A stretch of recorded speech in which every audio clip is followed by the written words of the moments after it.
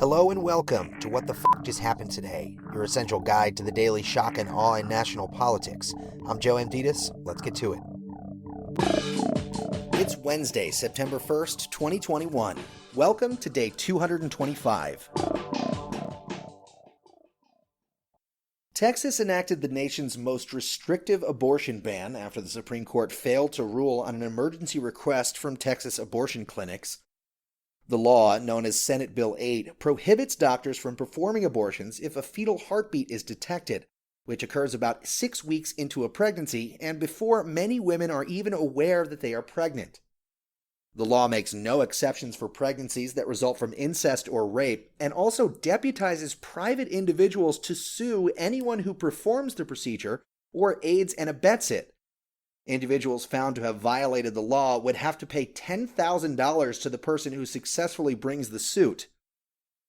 In an emergency request to the court, abortion providers wrote that the law would immediately and catastrophically reduce abortion access in Texas, barring care for at least 85% of Texas abortion patients, those who are 6 weeks pregnant or greater, and likely forcing many abortion clinics to ultimately close.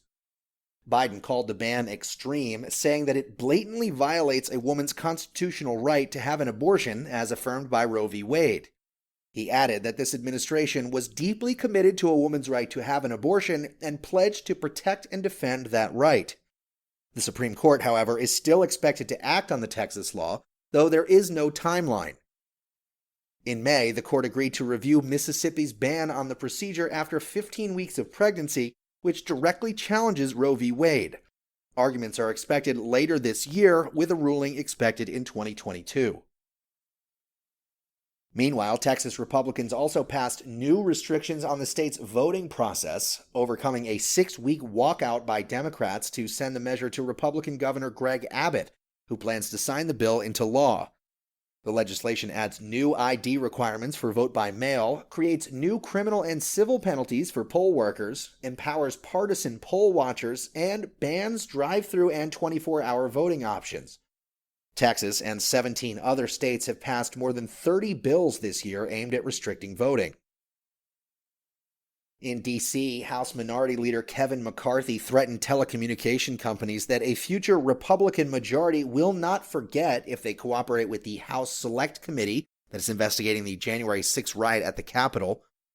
The comment follows the committee asking 35 companies to save records relevant to the attack, something that McCarthy claimed would put every American with a phone or computer in the crosshairs of a surveillance state run by Democratic politicians.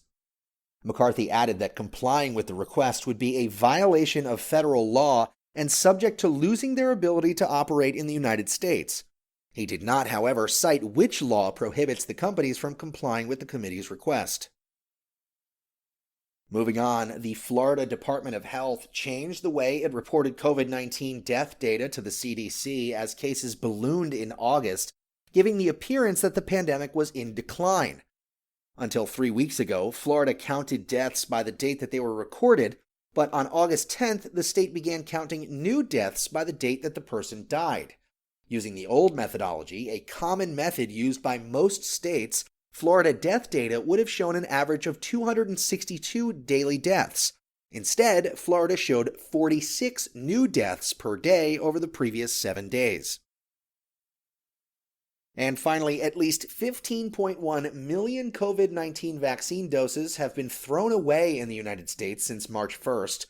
According to CDC data, pharmacies and state governments have discarded doses for a number of reasons, including cracked vials, errors diluting the vaccine, freezer malfunctions, more doses in a vial than people who want them, and other issues. Walgreens reported that it wasted nearly 2.6 million doses, CVS reported 2.3 million wasted doses, Walmart reported 1.6 million, and Rite Aid reported 1.1 million. Health departments in Texas, North Carolina, Pennsylvania, and Oklahoma each reported more than 200,000 wasted doses. That's all for now. You can find the links and sources for all of these stories on the main website. And as always, visit whatthefjusthappenedtoday.com for the latest news and headlines. Until next time, I'm Joe Amditas.